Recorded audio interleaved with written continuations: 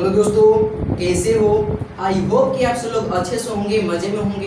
तो चलिए दोस्तों, पुनः आप लोगों को स्वागत है सोनी क्लासेज में। और आज की क्लास में हम पढ़ेंगे 10th क्लास के लिए हिंदी, जो कि काव्य खंड का पहला चैप्टर है। अगर मेरे प्यारे साथियों आप इसका हिंदी अर्थ समझ जाएंगे तो आपके एग्जाम में एक भी सब्जेक्टिव और ऑब्जेक्टिव क्वेश्चन नहीं छूटेगा, क्योंकि जब आप अर्थ इसका बढ़िया से समझेंगे तो आप खुद उसका आंसर अपने आप लिख सकते हैं। तो आपका एक भी आंसर और एक भी क्वेश्चन आपके एग्जाम में नहीं छूट पाएगा।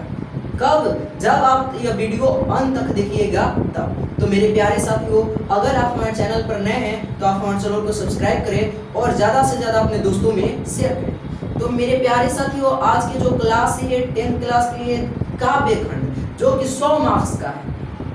हिंदी जो है 100 मार्क्स का पूछा जाता है। तो उसका काव्य खंड का पहला चैप्टर गुरु नानक जी का है। इनका 2 पद है।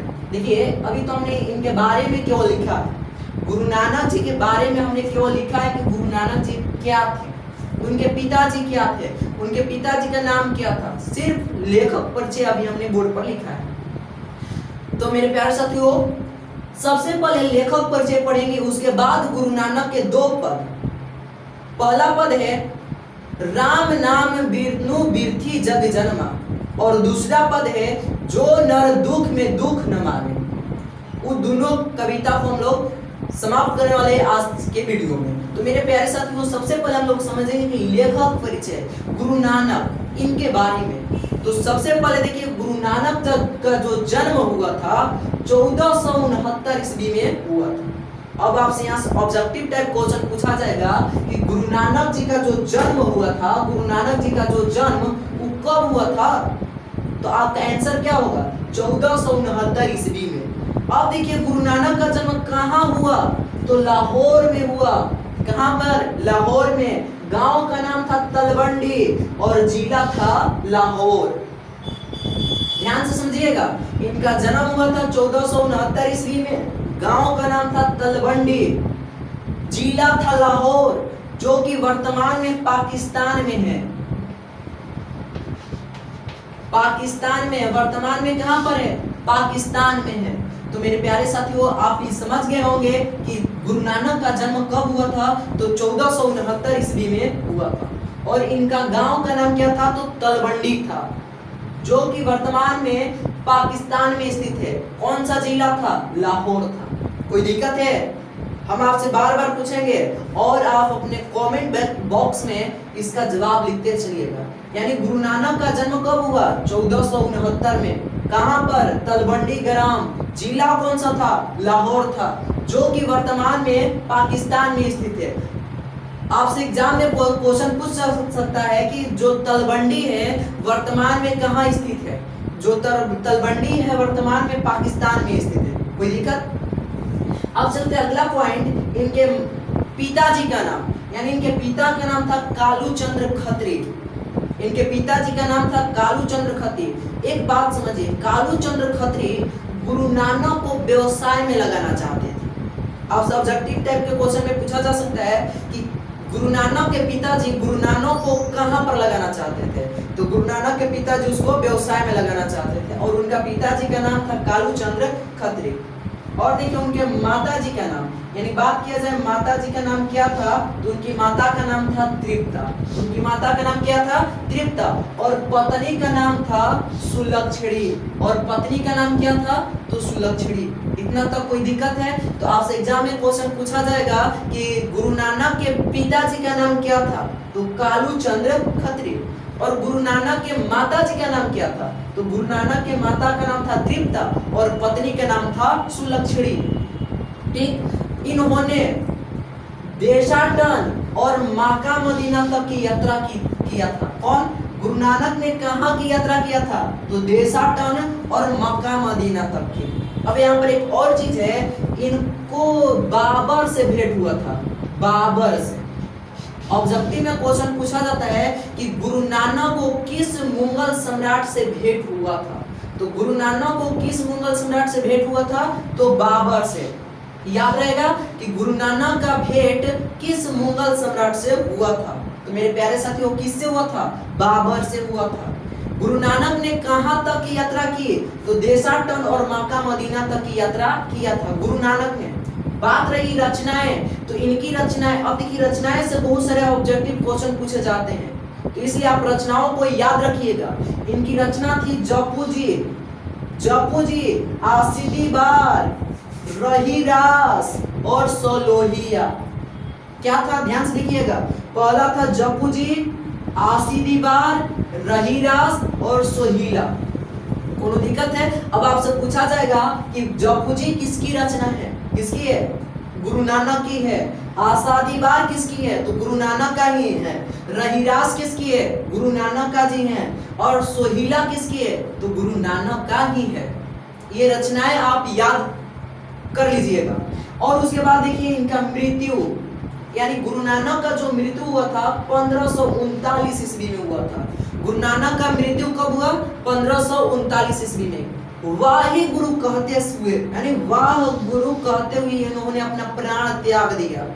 अब ऑब्जेक्टिव में क्वेश्चन पूछ सकता है कि गुरु नानक ने अपना प्राण क्या कहते हुए त्यागा था? तो क्या कहते हुए अपना प्राण इन्होंने त्यागा था? वाहे गुरु। कब? तो 1539 ईस्वी में। कोई दिक्कत? अब देखिए इनकी रचनाओं का संग्रह पूछा जाएगा कि गुरु नानक की रचनाओं का जो संग्रह है किसने किया है? तो गुरु अर्जुन देव ने। गुरु नानक की रचनाओं का संग्रह किसने किया था? तो गुरु अर्जुन देव ने 1604 ईस्वी में। कब? 1604 ईस्वी में। अब जानते हैं गुरु अर्जुन देव जो है सिखों के 5वें गुरु है। सिखों के 5वें गुरु। अब आपसे ऑब्जेक्टिव में क्वेश्चन पूछा जाएगा कि सिखों के 5वें गुरु कौन है? सिखों के 5वें गुरु कौन है? जल्दी बढ़िए फटाफट। सिखों के 5वें गुरु कौन है? अर्जुन देव। कौन है? अर्जुन देव। और एक क्वेश्चन यहीं से पूछा जाता है कि सिखों के 10वें गुरु कौन है? तो मेरे बच्चों सिखों के 10वें गुरु गोविंद सिंह है। कौन? गोविंद सिंह। गोविंद सिंह। सिखों के 10वें गुरु कौन है? जल्दी जल्दी कमेंट में लिखिए। सिखों के 10वें गुरु है गुरु गोविंद सिंह और 5वें गुरु है अर्जुन देव। कौन? अर्जुन देव। अब गुरु नानक की रचनाओं का जो संग्रह है उसे गुरु ग्रंथ साहिबा के नाम से जाना जाता है। क्या? गुरु ग्रंथ साहिबा के नाम से जाना जाता है। अब आप सब्जेक्टिव में क्वेश्चन पूछा जाएगा कि गुरु नानक की रचनाओं के संग्रह को किस नाम से जानते हैं? तो गुरु ग्रंथ साहिब, गुरु ग्रंथ साहिबा।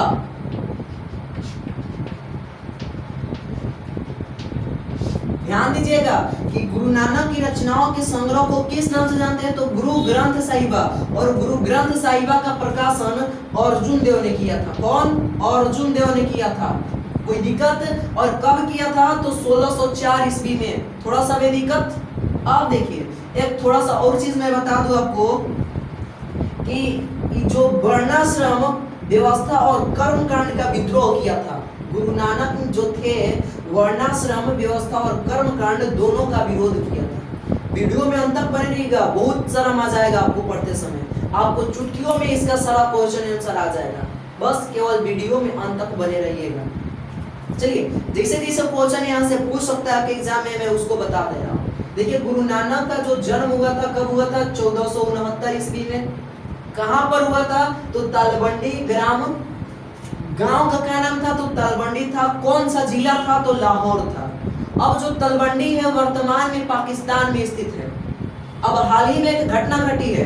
कौन? सीमा और सचिन की आप लोग कहानी सुने होंगे, सोशल मीडिया पर छा गई है। सीमा एक पाकिस्तानी 4 औरत की मां, और सचिन हिंदुस्तान का एक लड़का है जो कि पबजी गेम खेलता था। पबजी गेम आप लोग सुने होंगे शायद कि सचिन और सीमा शादी कर चुके हैं। खैर उससे हमको क्या लेना देना है, आ गया पाकिस्तान तो हम बता दिए। तो देखिए जो पाकिस्तान है वर्तमान में क्या स्थित है? तलवंडी। कहां पर?